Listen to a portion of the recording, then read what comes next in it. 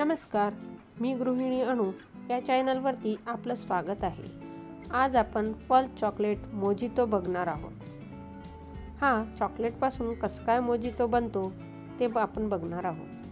हे अशा प्रकारचं चॉकलेटपासून बनलेलं शरबत कसं बनते ते आपण बघणार आहोत। मुलांना ही रेसिपी खूप आवडेल आणि तुम्ही जर त्यांना बनवून दिलं तर मुलं हे आवडीने पितील। चला तर आपण रेसिपीला सुरुवात करूया।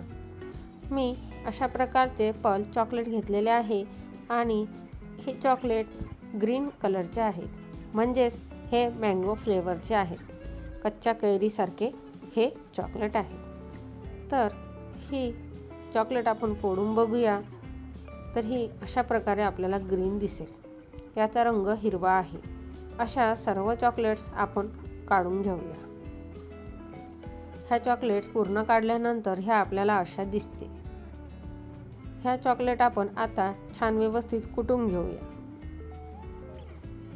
त्यासाठी मी असा लोखंडाचा खलबत्ता घेतलेला आहे आणि त्यामध्ये अशा प्रकारे मी याला सगळं कुटून घेत आहे आणि ही आपली चॉकलेट्स पूर्ण बारीक झालेले आहेत। तुम्ही बघू शकता कशा प्रकारे हे सर्व चॉकलेट्स बारीक झाल्यावर दिसेल।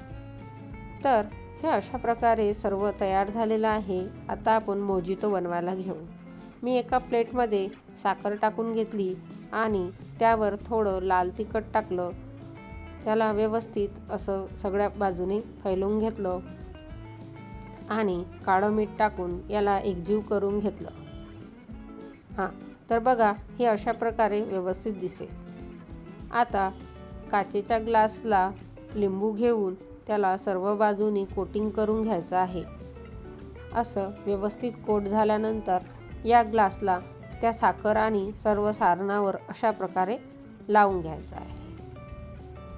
आता आपण याला सर्व करूया। आता यामध्ये आपल्याला पल्स चॉकलेटचा जो आपण क्रश काढला तो टाकायचा आहे। तो मी 2 चम्मच टाकलेला आहे। आता यामध्ये आपण बर्फाचे म्हणजेच आईसचे तुकडे घालूया आणि यावर थोडं पाणी टाकूया। अशा प्रकारे फिलिंग सगळं झालेली आहे आणि तुम्ही बघू शकता फ्लेवर सुद्धा छान आलेला आहे आणि अशा प्रकारे ढवळून घेऊन थंडगार मोजितो आपला तयार झालेला आहे। मुलं हे इतके आवडीनं पितील आणि आपल्याकडे जेव्हा अशा प्रकारे कोणी आलं तर पाहुण्यांनाही आपण हे मोजितो देऊ शकतो।